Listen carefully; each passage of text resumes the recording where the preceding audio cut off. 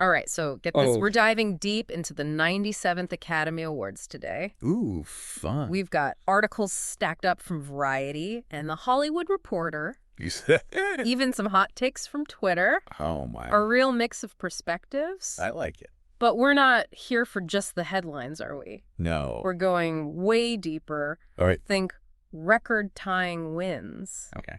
a historic breakthrough, Wow. and even an earthquake. What? Get this. Okay, I'm listening. This year's Oscars. Mm-hmm. They feel like a real turning point, you know? Yeah, in what way? It's not just about who won the awards. Right. It's about what those wins tell us about the future of film. I see where you're going with this. So let's just jump right in. Okay. Anora, Yeah. Best Picture, Yep. and 4 other Oscars. It really was the talk of the town. It really was. Why do you think that is? Well, its success is really interesting because it signals a shift in what the Academy wants. How so? I mean, they're not just looking at these big-budget blockbusters anymore. It seems like they're really interested in innovative storytelling, Makes sense. even if it's like a smaller independent film. Right. And, the director, Sean Baker, Oh, yeah. What about him? he didn't just win Best Director. Oh, wow. He also won Best Original Screenplay Really? and Best Editing. No way. That ties him with Walt Disney for most Oscars won in a single year By one person. by one person. That's a record that stood for 70 years. 70 years. That's crazy.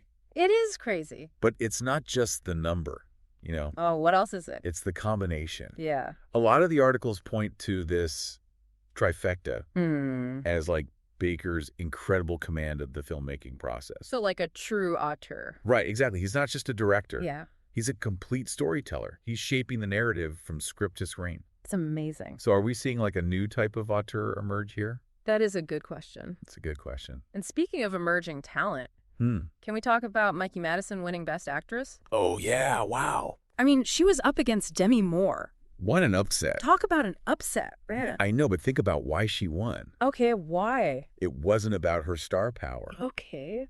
The Hollywood Reporter highlighted her ability to completely embody this complex character. Yeah. There's so much nuance and depth to the performance. You're right. The reviews all praised her performance. Every single one. And another win that's generating a lot of buzz is Paul Tazewell's win Yes. for Best Costume Design for Wicked. Amazing. This is huge. It is. He's the first Black man to ever win in that category. That's a landmark achievement. I know. And it's long overdue. Absolutely. But this, along with Zoe Saldana becoming the first American of Dominican descent to win an Oscar, Right. raises an important question. Okay, what's that? Is this a true turning point for diversity in Hollywood, or just a few exceptions to the rule? Yeah, that's what we're all trying to figure out, right? I think so. It's great to see these breakthroughs. It is. But the articles also highlight a need for more systemic change, I agree. both in front of and behind the camera. Both. So we've got Anora making waves, Yeah? historic wins for diversity. Yes. But what about the other films? Yeah, what about them? What else stood out to you? Well, The Brutalist, which won 3 Oscars, including Best Actor for Adrian Brody, Oh, yeah. seems worth checking out. I've heard good things. And the fact that it also won for Best Cinematography and Best Original Score Wow. suggests a visually and orally stunning film. For sure. Do you think this signals a growing appreciation for a certain style of filmmaking? Maybe. What do you think? It sounds like The Brutalist is the kind of film that really pushes boundaries, Yeah. pushes the boundaries of cinematic art. Definitely. And of course, we can't forget about Dune Part 2, Oh, yeah, the sandworms. snagging those technical awards for Best Sound and Best Visual Effects. They must have looked incredible on the big screen. Oh, I bet. Variety had a whole article about the groundbreaking visual effects in Dune Part 2. Really? Yeah, it seems like they're pushing the boundaries of what's even possible in filmmaking. I wonder what's next. I know. What other technological advances are just around the corner? It's very exciting. It is exciting, but let's not forget about the other winners. Right. Like what? I'm Still Here won Best International Feature. Okay. Flow won Best Animated Feature. Right. And the politically charged No Other Land won Best Documentary Feature. Okay. These wins highlight the global reach Yeah. and diverse storytelling that the Academy is embracing. It really does feel like this year's Oscars were a mixed bag. It does. A celebration of artistic achievement, but also a reminder that the industry still has a long way to go. In terms of? in terms of representation and accessibility. Yeah, I think that's a good way to put it. But remember, the Oscars are more than just the awards themselves. Oh, absolutely. It's a cultural event, Totally. a reflection of where we are and where we might be headed. Okay, before we get too philosophical, can we talk about Adam Sandler showing up in gym shorts? Classic Sam. Classic Sandler. All right, but you know what else is interesting? What's that? All the articles mentioned Conan O'Brien's hosting debut, Uh-huh. and they all said he brought this fresh comedic energy to the ceremony. I like his style. Yeah, me too. Could this signal a shift away from like the traditional, more formal Oscar host? That would be interesting. It would be cool to see the Oscars embrace a more relaxed, fun vibe. For sure. But not everything went smoothly. Bro, no. What happened? Remember that whole Hulu live stream debacle? Oh, yeah, that was bad. What a blunder. It highlights the challenges and growing pains of switching from traditional broadcasting to these streaming platforms. It really does. What happens when these events are only available to stream? Yeah. Are we ready for that? Good question. And what about the controversy surrounding the In Memoriam segment? Yeah. Some pretty big names were left out, I know. which sparked a lot of discussion online. I saw that. It raises a difficult question, doesn't it? What's that? How do we properly honor and remember those who've contributed to cinema, It's a tough one. especially in a digital age where information can be so fleeting? So we've got Honora's success, Yep. these historic wins for diversity, the rise of streaming, Yes. the need to preserve legacies. It's a lot. It seems like this year's Oscars were like a microcosm of all the major trends and challenges facing the film industry today. Absolutely. It's a fascinating snapshot of a world in transition where the old ways are being challenged and new possibilities are emerging. And just when you thought things couldn't get any more unexpected, what about that earthquake? Oh, yeah, the after party nobody expected. Right. A minor earthquake hit L.A. right after the ceremony ended. Only in Hollywood. Only in Hollywood, right? But seriously, this earthquake feels almost symbolic, doesn't it? In what way? This industry that seems so huge and in charge, Right. suddenly shaken by something totally out of its control. That is a good point. Yeah. You know, it's a good reminder that nothing stays the same forever. Not even in Hollywood. Even in Hollywood. The ground is always shifting, both literally and metaphorically. It's true. And that's what makes the future of film so fascinating. Wouldn't you say? You know what? Let's take a quick break. Okay. And then we'll come back and really dig into what all of this might mean for the future of film. Sounds good.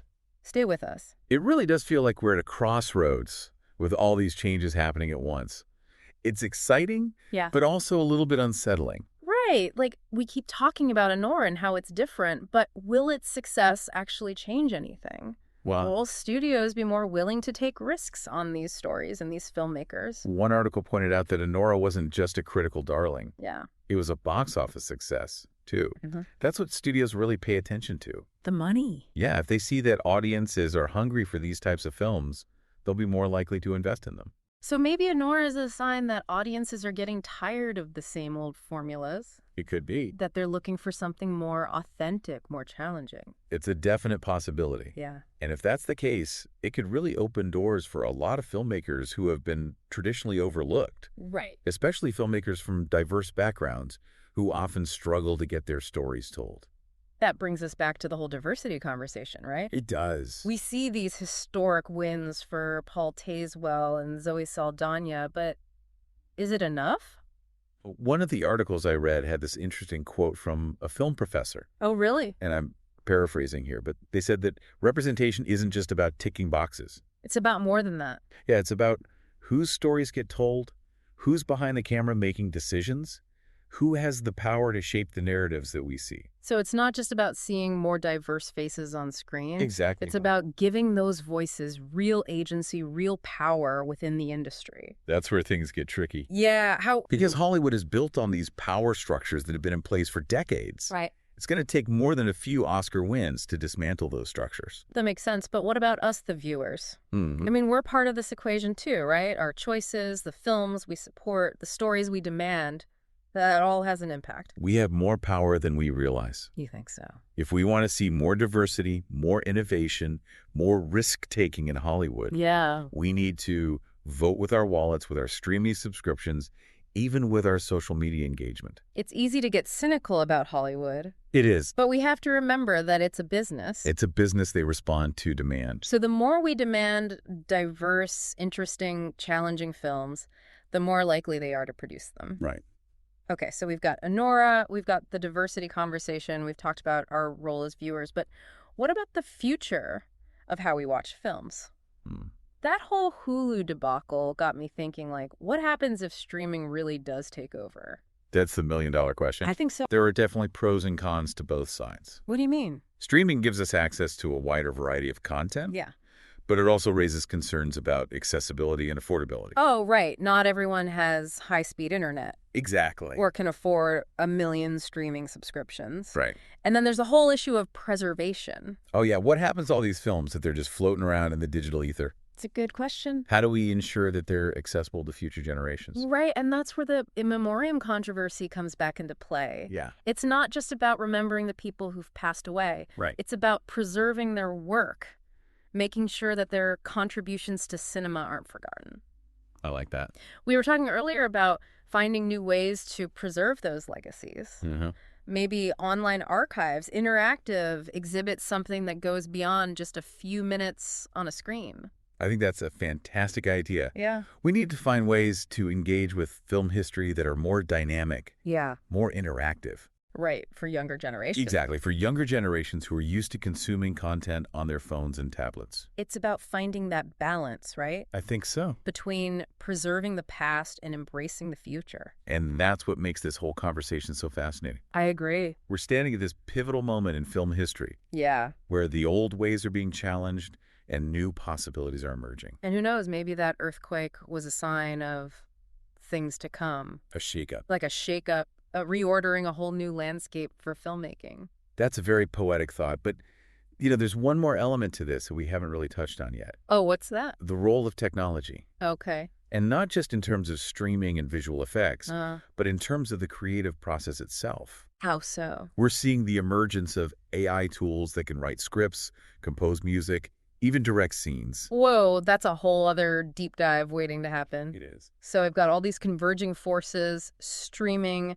diversity preservation, and now AI. It's a lot to think about. It feels like the future of film is wide open. Yeah. Full of potential, but also full of uncertainty. That's a great way to put it, but before we get too overwhelmed, Yeah. let's take a step back and consider what all of this means for you, the listener. Right. This isn't just about abstract industry trends. No, it's not. It's about the films you watch, the stories you connect with, the experiences you have as a movie lover. So as we wrap up this deep dive, we want to leave you with one final question to ponder. Okay. I like it. What kind of future do you want for film? That's a big question, and honestly, after this deep dive, I'm not sure I have all the answers, but I do know one thing. What's that? This year's Oscars, with all the surprises and contradictions and everything, Yeah. it showed me that film is more than just entertainment, you know? Right. It's a reflection of who we are, where we've been, and where we might be going.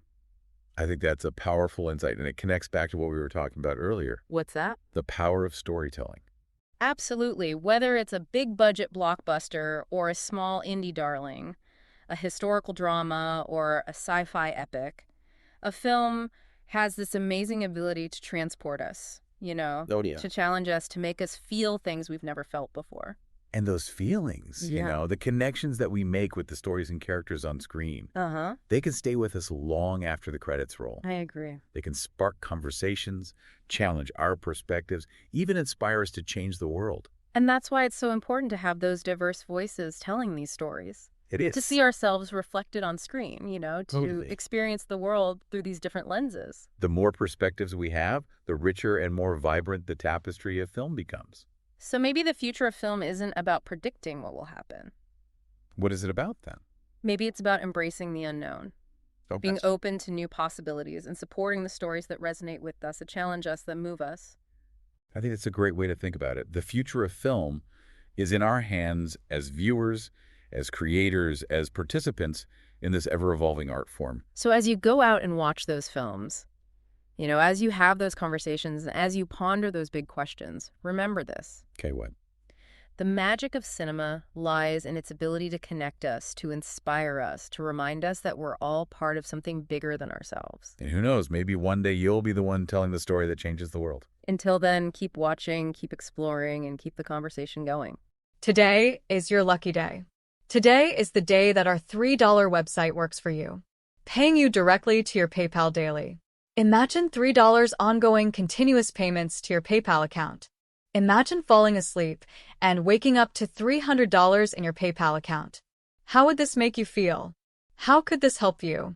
What bills could you pay? What kind of fun could you have? What does that retirement look like now? All for a one-time payment of $3. This website is DFY done for you, fully built and completely hosted, and never stops collecting payments for you. You have spent $3 on coffee on a regular, but that coffee won't help you create multiple streams of income. Click the link below.